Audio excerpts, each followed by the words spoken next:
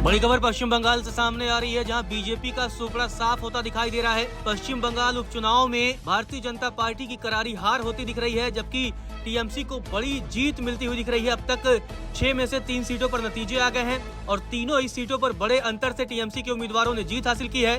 सिताई, मदरहाट, नैहाटी में टीएमसी के उम्मीदवारों ने जीत हासिल की है, जबकि हरोरा, मेदिनीपुर और तलडांगड़ा में टीएमसी उम्मीदवारों ने बड़ी बढ़त बनाई है और लगभग जीत की तरफ अग्रसर है।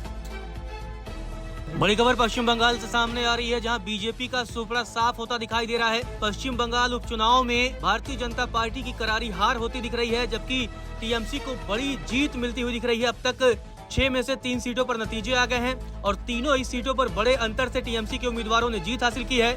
सिताई, मदरहाट, नैहाटी में टीएमसी के उम्मीदवारों ने जीत हासिल की है, जबकि हरोरा, मेदिनीपुर और तलडांगड़ा में टीएमसी उम्मीदवारों ने बड़ी बढ़त बनाई है और लगभग जीत की तरफ अग्रसर है।